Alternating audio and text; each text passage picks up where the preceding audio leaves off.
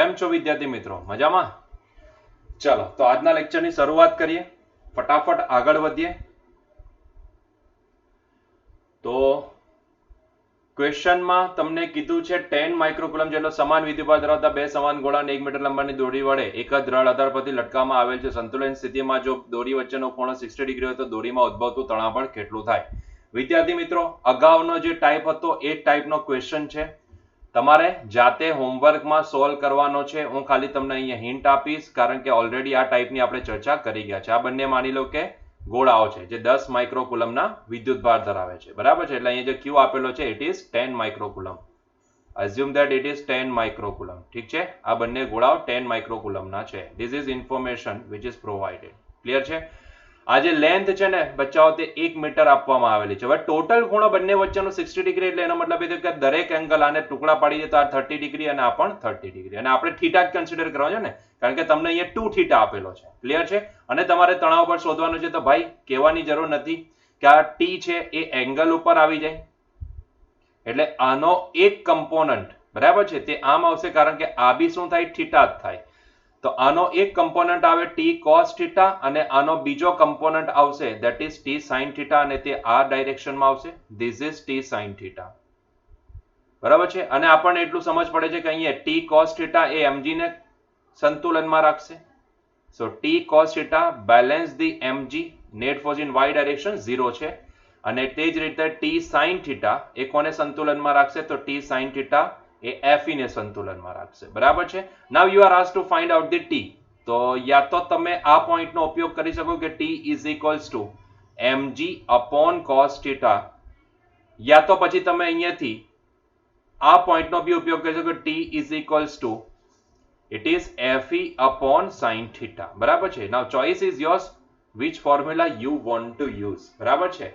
બસ એ તમારા હાથમાં છે, તમારે યુઝ કરવાનું છે તો તમે યુઝ કરી શકો, બરાબર છે. તો તમને ચાર્જ આપેલો છે. હવે તમને ક્વેશ્ચન થશે કે સર અહીંયા એમ તો આપેલો નથી. રાઈટ છે, એમ નથી આપેલો.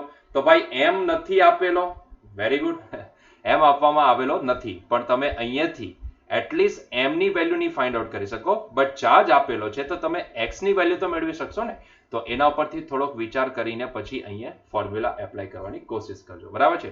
સો do it by your try કરજો, ટેન્શન માટે ફાઇન્ડ કરવાની જરાક કોશિશ કરજો, બરાબર છે. You are asked to find out the T. Or જો તમને સીધી કોઈ ટી ના સ્વરૂપમાં કોઈ એક પર્ટિક્યુલર વેલ્યુ બેઠી મળી શકતી હોય તો એને ફાઇન્ડ આઉટ કરવાની કોશિશ કરજો. તમારી પાસે બે ઇક્વેશન છે, એમાંથી તમારે ટી કન્સિડર કરવાનો છે, ટી લાવવાનો છે. Do it by your self. Next તમને કહેવામાં આવ્યું છે વિદ્યુતભાર ક્યુ ને એક ચોરસના સામસામેના શિરોબિંદુ ઉપર ગોઠવેલા છે. આપણે એક કામ કરી નાખીએ, અહીંયા આ ચોરસ છે જ આપેલો છે એવું આપણે એઝ્યુમ કરી લે. માની લો કે એની લેન્થ આપણને આપવામાં આવી નથી, તો ચોરસની લંબાઈ આપણે એ ગણી લે. ચોરસ છે એટલે બધી લંબાઈ એ થશે. અને તમને અહીંયા કહેવામાં આવેલું છે કે ચોરસના સામસામેના શિરોબિંદુ, અહીંયા જો આપણે છે ને સામસામેના શિરોબિંદુનો મતલબ બે થાય, ક્યાં તો તમે આ પોઈન્ટ અને આ પોઈન્ટને બી સામસામેના ગણી શકો, પણ જ્યારે બી તમને ક્વેશ્ચનમાં આવું આવશે ને ત્યારે હંમેશા કન્સિડર કરો સામસામેના આવે એટલે એ વિકર્ણ વાળા બે છેડાના બિંદુઓ લેવા, બરાબર છે. અહીંયા તમને સામસામેના બે બિંદુઓ કીધા છે, એક પર કેપિટલ ક્યુ અને એક વખત સ્મોલ ક્યુ છે, બરાબર છે. તો માની લો કે આપણે ટોટલ 4 પોઈન્ટ છે, એના પરથી આપણે અહીંયા એટલું લખી શકીએ કે માની લો કે મેં અહીંયા ક્યુ લીધો કેપિટલ ક્યુ, તો એની સામેનો આ જે ચાર્જ હશે તે પણ કેપિટલ ક્યુ હશે. માની લો કે મેં આને સ્મોલ ક્યુ લીધો તો આ પણ શું હશે? સ્મોલ ક્યુ હશે, બરાબર છે. યસ ઓર નો? આ રીતની ગોઠવણ તમને કીધું છે. જો ક્યુ વિદ્યુતભાર પર લાગતું પરિણામી બળ શૂન્ય, જો તમારા ઉપર છે, તમે કોઈ પણ લઈ શકો, બરાબર છે. તમારે આને કેપિટલ ક્યુ લેવો હોય તો તમે આને કેપિટલ ક્યુ લો તો આ પણ કેપિટલ ક્યુ થશે. It depends on you. અને તમને અહીંયા ઇન જનરલ સેન્સમાં જ વાત કરેલી છે, એટલે તમે કોઈ પણ લઈ શકો. જો કેપિટલ ક્યુ વિદ્યુતભાર પર લાગતું પરિણામી બળ શૂન્ય હોય તો કેપિટલ ક્યુ બાય સ્મોલ ક્યુ આ રેશિયો શું નીકળશે, બરાબર છે. એટલે કે કોઈ બી એક કેપિટલ ક્યુ પડે, માની લો કે આના ઉપર લાગતો નેટ ફોર્સ શું કીધું છે તમને? શૂન્ય. તમને કીધું છે આના ઉપર લાગતું પરિણામી બળ શું કીધું છે? શૂન્ય, બરાબર છે. હવે આના પર કોણ કોણ બળ લગાવશે જરાક જુઓ તો એક તો આ સ્મોલ ક્યુ લગાવશે, એક આ કેપિટલ ક્યુ લગાવશે, એક આ સ્મોલ ક્યુ લગાવશે, બરાબર છે. ધેટ ડઝન્ટ મેટર કે કયો ફોર્સ લાગે છે, એટ્રેક્ટિવ વાળો કે રિપલ્સિવ વાળો, એની સાથે આપણે ચર્ચામાં નથી ઉતરવાનું, બરાબર છે. આપણે ખાલી એટલું જોવાનું છે કે મેગ્નિટ્યુડનો સરવાળો 0 થવો જોઈએ, બરાબર છે. તો net force on capital Q is 0 એવું તમને કીધું છે. હવે નેટ ફોર્સ ઓન કેપિટલ ક્યુ આના ઉપર કોણ કોણ બળ લગાવે છે? તો એક તો આ સ્મોલ ક્યુ, માની લો કે હું આને એ કહી દઉં, આને હું બી કહી દઉં, આને હું સી કહી દઉં અને આ ડી છે જેના ઉપર આ ચાર્જ મૂકેલો છે. બરાબર છે. તો એ દ્વારા લાગતો ફોર્સ માની લો એફ એ, સીધા મેગ્નિટ્યુડ ની જ વાત કરીશું એટલે મેગ્નિટ્યુડ એફ એ. પછી બી દ્વારા લાગતો force let say magnitude of F B. C દ્વારા લાગતો force let say magnitude of F C. that is equals to 0 છે. now what is the magnitude of fa? fa કેટલો લાગશે? તો k small q capital q ના છેદમાં a square બરાબર. what is the magnitude of fb? k small q capital q ના છેદમાં √2a બરાબર. તેથી what is the value of fc? નહીં, સ્મોલ q નહીં, this is the capital q નો સ્ક્વેર બરાબર છે. કેપિટલ q દ્વારા કેપિટલ q ઉપર લાગતો force, right. so it is k capital q નો સ્ક્વેર √2 અને આ કેટલો હશે? તો k small q capital q divide by a square that is equals to 0. આપણે એક કામ કરીએ, આ વેલ્યુને રાઈટ હેન્ડ સાઈડ લઈ ગયા તો આ વેલ્યુ થઈ જશે 2 times. that is 2 times k q capital q ના છેદમાં a square that is equals to minus k q square ના છેદમાં √2a. √2a સ્ક્વેર નો અરે a સ્ક્વેર થશે એટલે આનો હોલ સ્ક્વેર થઈ જશે. Okay, sorry. So it is √2a નો હોલ સ્ક્વેર થશે. ઇટ ઇઝ √2a નો હોલ સ્ક્વેર, મતલબ કે આપણે એને લખીશું ટ્વાઇસ a સ્ક્વેર. હવે અહીંયાથી k કેન્સલ થઈ ગયા, એક કેપિટલ q કેન્સલ થઈ ગયો, અહીંયાથી a સ્ક્વેર કેન્સલ થઈ ગયા. તો ભાઈ આપણી પાસે બચે છે શું? આપણી પાસે બચે છે, isn't it √2a? yes, it is √2a. yes, right. so it is √2a. so આપણી પાસે બચે છે twice q that is equals to minus q square ના છેદમાં 2 બરાબર છે. so this is q square નહીં, એક q તો કેન્સલ થઈ ગયો હશે. so it is q by 2 અને આપણને capital q by small q ની વેલ્યુ નીકાળવા કીધું છે. Capital q by small q ની વેલ્યુ તો એ તો 4 આવે છે and answer is not matching at all. answer is not matching at all. there is something mistake which I have done.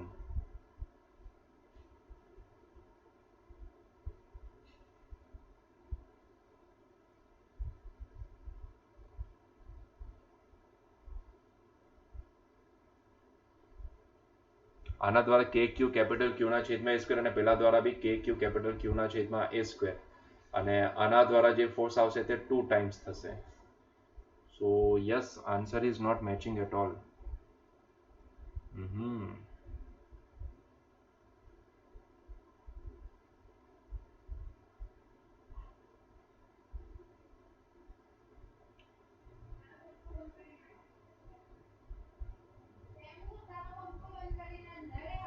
કે ઉપર લાગતું બળ -4 આવશે. Let me check this. અમારે ચેક કરવો પડશે આ question because it is not matching at all. the answer is not matching. ચલો એનીવેઝ, જ્યારે બીજા સામસામેના શિરોબિંદુઓ પર અગર આપણે પેલી રીતે મૂકીએ તો વેટ આના દ્વારા આના પર, આના દ્વારા આના ઉપર અને આના દ્વારા આના ઉપર બરાબર છે.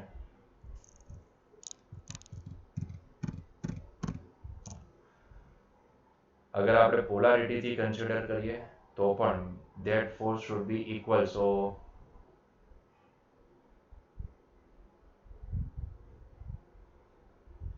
wait, આપણે એને પોલારિટીથી સોલ્વ કરીએ. Maybe my mistake is there કે આ નેટ ફોર્સ 0 થઈ જાય તો એની પાછળનું રીઝન શું હોઈ શકે? એની પાછળનું રીઝન શું હોઈ શકે? જરા ધ્યાનથી જોજો. માની લો કે ફોર સિમ્પ્લિસિટી, કારણ કે જો અત્યારે આ સ્મોલ ક્યુ છે એને જો આપણે પોઝિટિવ ગણશું ને ભાઈ, જો સ્મોલ ક્યુ ને પોઝિટિવ ગણશું ને તો નેટ ફોર્સ 0 નહીં થાય, કારણ કે આ બંને બી રિપલ્સિવ ફોર્સ આ બાજુ અને આ બાજુ, અને પેલો બી પોઝિટિવ આના ઉપર તો એ બી રિપલ્સિવ, એટલે ત્રણે ત્રણ તો એક જ, મતલબ કે અહીંયા નેટ ફોર્સ 0 કીધું છે. તો ઇટ મીન્સ ધેટ કે આમાંથી કોઈ બી એક ચાર્જ, મતલબ કાં તો કેપિટલ ક્યુ ને નેગેટિવ ગણવો પડે અથવા તો આને નેગેટિવ ગણવો પડે. તો let's assume that this small Q is negative. તો નાઉ એવરીથિંગ વિલ બી સેટ. ઠીક છે, આપણે ડાયરેક્ટ વેલ્યુ કેલ્ક્યુલેટ કરીને આપણે આગળ વધીએ. સો માઇનસ ક્યુ પ્લસ ક્યુ ઉપર તો આ ડાયરેક્શનમાં એટ્રેક્ટિવ ફોર્સ લગાવશે, let's say it is FA. તે રીતે આ માઇનસ સ્મોલ ક્યુ આ કેપિટલ ક્યુ ઉપર એટ્રેક્ટિવ ફોર્સ લગાવશે, let's say it is FC. તો આ બંનેનું રિઝલ્ટન્ટ ક્યાં જાય? તો આ બંનેનું રિઝલ્ટન્ટ જશે અહીંયા વચ્ચેના ભાગમાં, ધેટ ઇઝ ધી FAC. બરાબર છે. અને કેપિટલ ક્યુ એ બંનેને આપણે જો પ્લસ માની લઈએ તો કેપિટલ ક્યુ ઉપર આ ડાયરેક્શનમાં ફોર્સ લગાવશે, let's say it is the FB. બરાબર છે. તો હવે બંને ઓપોઝિટ ડાયરેક્શન, જો FAC નું વેલ્યુ FB બરાબર હોય તો એ બંને એકબીજાને કેન્સલ કરી શકે, બરાબર છે. સો આપણે એ પોઈન્ટ થી આગળ વધીએ, કોઈ પ્રોબ્લેમ નથી. તો what is the value of this FA બોલો કે FC બોલો, બંને સેમ છે, બરાબર છે. બંનેના મેગ્નીટ્યુડ શું હશે? સેમ જ હશે. અને કેટલા k મેગ્નીટ્યુડ વખતે આપણે ડાયરેક્શન બતાવે એટલે માઈનસ ને કન્સિડર નહીં કરીશ, બરાબર છે. માઈનસ સાઇન નો કન્સિડર નહીં કરીશ, તો માઈનસ q ને નહીં લખીશ અહીંયા, કારણ કે મેં ડાયરેક્શન બતાવી છે. Yes or no? એટ્રેક્ટિવ નેચરની બતાવી છે. તો kq કેપિટલ q ના છેદમાં a². બંને ફોર્સ સેમ, બરાબર છે. બંને ફોર્સ સેમ અને બંને વચ્ચેનો એંગલ કેટલો છે? 90 ડિગ્રી.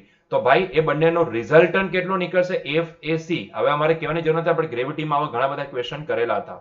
સો √2 ટાઈમ્સ kq કેપિટલ q ના છેદમાં a². બરાબર છે. તો આ હશે FAC ની વેલ્યુ, આ હશે આપણી પાસે FAC ની વેલ્યુ. ક્લિયર છે? ચાલો, તે જ રીતે FB ની વેલ્યુ શું લખાશે? તો FB ની વેલ્યુ લખાશે કેપિટલ Q દ્વારા કેપિટલ Q ઉપર લાગતો હોય, that is k capital Q નો સ્ક્વેર ડિવાઇડ બાય √2a નો હોલ સ્ક્વેર, એટલે કે ટ્વાઇસ a². બરાબર છે. હવે જો FAC અને FB બંને અપોઝિટ ડાયરેક્શનમાં છે, રાઈટ છે, અને બંને સમાન મૂલ્યના હોય તો જ એકબીજાને કેન્સલ કરે તો જ પરિણામી બળ શૂન્ય થાય. ધેટ મીન્સ કે FAC નું મેગ્નીટ્યુડ FB બરાબર હોવું જોઈએ, તો જ એકબીજાને કેન્સલ કરી શકે. સો આ થઈ ગયા √2 k small q capital Q ના છેદમાં a², that is equals to આ થશે k q² ના છેદમાં ટ્વાઇસ a². a² ને કેન્સલ કર્યા, એક કેપિટલ Q કેન્સલ થઈ ગયો, અહીંયાથી k કેન્સલ થઈ ગયા. સો what is remaining is √2 times q, that is equals to q ના છેદમાં 2. આપણે શોધવાનું છે capital Q by Q. So capital Q by Q આવશે 2√2. બરાબર છે.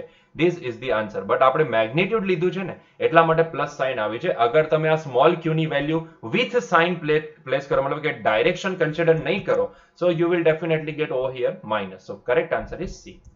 This is the correct answer. તો પહેલામાં હું પ્રોબ્લેમ થયેલો હતો ભાઈ, કદાચ મેં ગણતરીમાં ભૂલ કરી છે. સીધા એડિશન મેં કરી દીધા હતા, but it is practically not possible.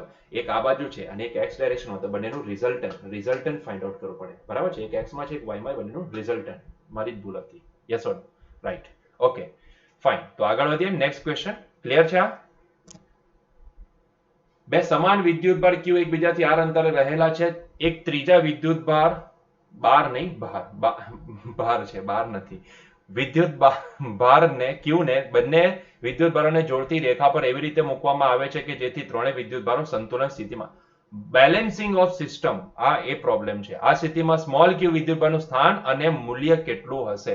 Balancing એમ તો જાતે સોલ્વ કરવાનું હોય, કારણ કે આપણે આખી સિસ્ટમનું બેલેન્સિંગ જોઈ ગયા છે.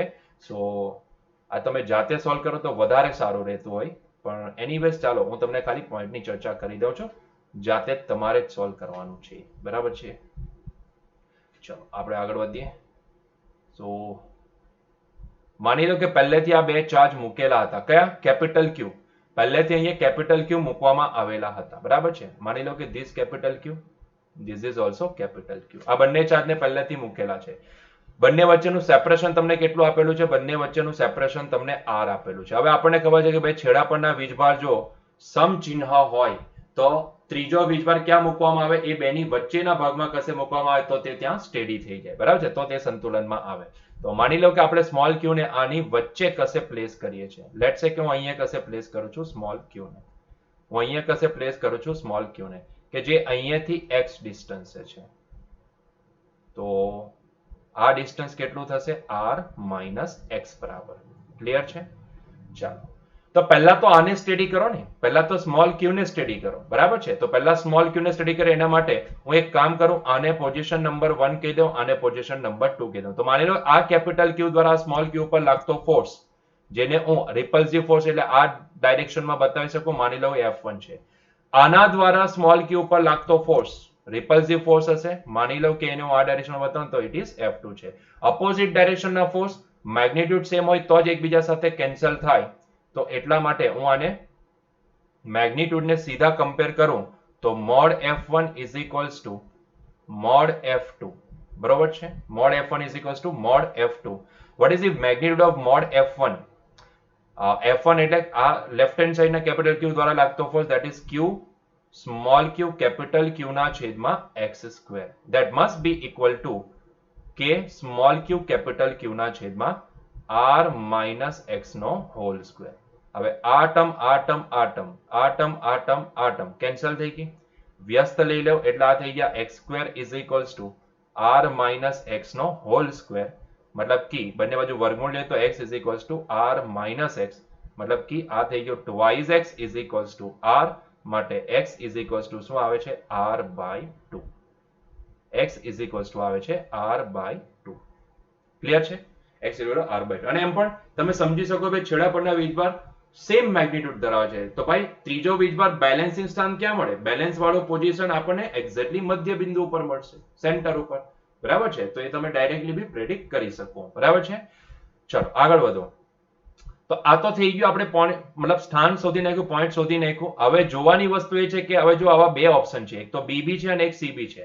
હવે જ્યાં સુધી તમે આખી સિસ્ટમની સ્ટેબિલિટીને ચેક નહીં કરશો ને ત્યાં સુધી તમને ખબર નહીં પડશે કે આમાંથી કયો આન્સર આવી શકે, બરાબર છે. તો એના માટે આખી સિસ્ટમની સ્ટેબિલિટી આપણે પહેલા તો ચેક કરવી પડશે. તો આખી સિસ્ટમની સ્ટેબિલિટી ચેક કરવા માટે ચાલો ફરીથી એને આપણે અહીંયા રીડ્રો કરીએ. હવે જે પ્લેસ આપણને મળ્યા છે એ પ્લેસનો સીધો આપણે ઉપયોગ કરીને આપણે આગળ વધીએ.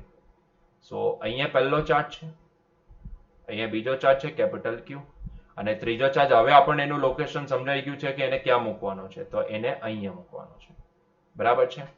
ચાલો તો આ કેપિટલ Q પ્લસ છે, આ બી પ્લસ Q છે. આ જે ત્રીજો ચાર્જ મૂક્યો ને એની પોલારિટી હું અત્યારે નથી લખતો, મને નથી ખબર એની પોલારિટી શું આવશે, કારણ કે આખી સિસ્ટમની સ્ટેબિલિટીની જ્યારે વાત કરીએ ત્યારે એની પોલારિટી બી એટલી જ ઇમ્પોર્ટન્ટ થઈ જશે, બરાબર છે. મેં તમને ત્યારે કીધું હતું એડવાન્સ લેવલ ઉપર 3 ક્વેશ્ચન આવે, આમાં 3 ક્વેશ્ચન પૂછાય, પોલારિટી શું, ક્યાં મૂકવાનો અને એનું મેગ્નિટ્યુડ કેટલું, આ ડિસ્ટન્સ બી કેટલું છે r બાય 2, જે આપણે મેળવી લીધું છે, એટલે ટોટલ r છે.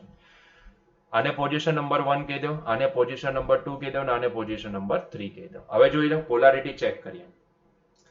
શું છે કે ત્રણેય સંતુલનમાં આવજો, એટલે કે દરેક બે મતલબ કે કોઈ એક ઉપર આજુબાજુના બે દ્વારા લાગતું નેટ ફોર્સ 0 થવો જોઈએ. માની લો કે જો હું આને પ્લસ માનું, માની લો આને પ્લસ માનું, તો આના ઉપર જો આપણે ચર્ચા વિચારણા કરવા જઈએ તો આ સ્મોલ q આ કેપિટલ Q ઉપર રિપલ્સિવ ફોર્સ લગાવે, અને આ કેપિટલ Q આ જ કેપિટલ Q ઉપર રિપલ્સિવ ફોર્સ આવે, તો ફોર્સ તો બંને દિશાના થઈ, મતલબ એક જ દિશામાં આવી ગયા, એટલે એ બેલેન્સ નહીં થઈ શકે, એ વિરુદ્ધ દિશાના હોવા જરૂરી છે. કન્ડિશન નંબર 1 સેટિસ્ફાઈ થવી જરૂરી છે. તો એનો મતલબ એ થયો કે અહીંયા આ જે સ્મોલ q છે ને એ પ્લસ નહીં હોવો જોઈએ, એ માઇનસ હોવો જોઈએ, નેગેટિવ હોવો જોઈએ. હવે ચેક કરો, હવે આ સ્મોલ q છે માઇનસ સ્મોલ q, એ આ કેપિટલ Q પર લેફ્ટ હેન્ડ સાઈડના પોઝિશન નંબર 1 ઉપર મૂકેલા, આના ઉપર એ જે બી ફોર્સ લગાવશે તે રિપલ્સિવ ને હશે, એટ્રેક્ટિવ હશે, એટલે F2 આ દિશામાં લાગશે. અને પહેલો કેપિટલ Q પ્લસ છે એ પ્લસ ઉપર રિપલ્સિવ ફોર્સ લગાવશે, એટલે એ આ દિશામાં, એટલે કે સોરી મેં F3 લખવાની જગ્યાએ F2 લખી દીધું. સ્મોલ q દ્વારા નેગેટિવ ચાર્જ આપણે લઈએ તો F3 આ દિશામાં, અને આ 2 પોઝિશન ઉપર મૂકેલા પ્લસ q દ્વારા આના ઉપર લાગતો ફોર્સ F2 એ આ દિશામાં, બરાબર છે, વિરુદ્ધ દિશામાં. તો હવે વિરુદ્ધ દિશાના ચાર્જ આવી ગયા, મતલબ કે આ વચ્ચેનો જે ચાર્જ છે ત્રીજો ચાર્જ એ નેગેટિવ જ હોવો જોઈએ, બરાબર છે. હવે બેલેન્સિંગ માટે બીજું શું જરૂરી છે, તો એ બંનેનું મેગ્નિટ્યુડ બી સમાન હોવું જોઈએ, એટલે કે F2 must be equal to F3 હોવું જોઈએ, બરાબર છે.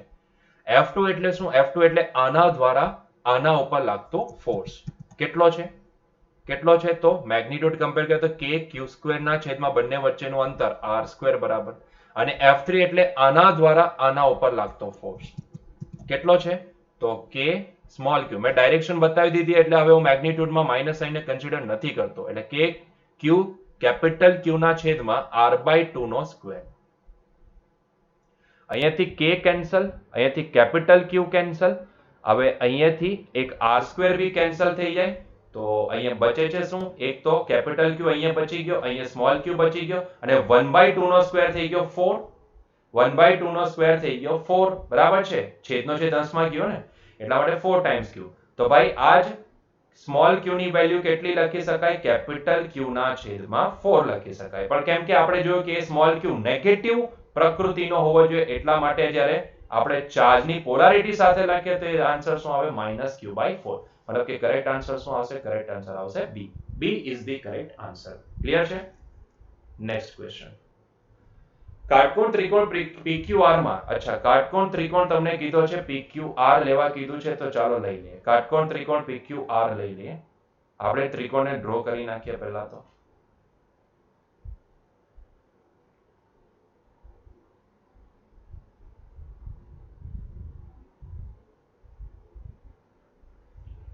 So this is the કાટકોણ ત્રિકોણ PQR. ચાલો માની લો કે આ પોઈન્ટ P છે, આ પોઈન્ટ Q છે, આ પોઈન્ટ R છે, બરાબર છે? ચાલો આગળ વધો. શું કીધું છે? P ઉપર, અચ્છા PQ તમને આપી દો. PQ 5 સેન્ટીમીટર છે, એટલે કે આ જે લેન્થ છે ઇટ ઇઝ 5 સેન્ટીમીટર, પણ આપણે એને મીટરમાં લખી દઈએ ને તો it should be 0.05 metre. It should be 0.05 metre. Okay. પછી QR 10 સેન્ટીમીટર છે, તો QR 10 સેન્ટીમીટર એટલે આપણે એને લખીએ 10 સેન્ટીમીટર 10 ના છેદમાં 100 એટલે 0.1 મીટર તમે લખી શકો એને, બરાબર છે? તો ઇટ ઇઝ 0.1 મીટર. ઓકે. ત્યાર પછી PR તો જરૂર નથી, PR નથી આપ્યો, કઈ જરૂર નથી, તમે અહીંયાથી મેળવી શકશો PR પાયથાગોરસના પ્રમેયનો ઉપયોગ કરીને, બરાબર છે? તો એ તમે મેળવી શકો એમ છો. PR તમને મળી જશે. આ Q ખૂણો એ 90 ડિગ્રીનો છે એવું તમને અહીંયા ચોખ્ખું ક્લિયરલી મેન્શન કરેલું જ છે. અચ્છા પછી શું કીધું છે? P અને Q બિંદુ ઉપર અનુક્રમે 10 નેનોકુલમ અને 20 નેનોકુલમ વિદ્યુતભાર મૂકે. એટલે P ઉપર કેટલો વિદ્યુતભાર? 10 નેનોકુલમ.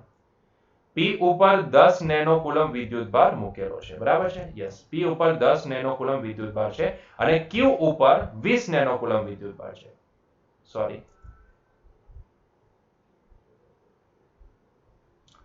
આમાં કંઈક ભૂલ થાય છે આ લોકોની ક્વેશ્ચન. P અને Q બિંદુ ઉપર અનુક્રમે 10 નેનોકુલમ 20 નેનોકુલમ વિદ્યુતભારો મૂકેલ છે. જો આ વિદ્યુતભારોને લીધે Q પાસે રહેલા 1 માઇક્રોકુલમના વિદ્યુતભાર પર, મતલબ Q પર પાછું ભૂલ છે, આ PQ નહીં, આ Q નહીં, આ R છે.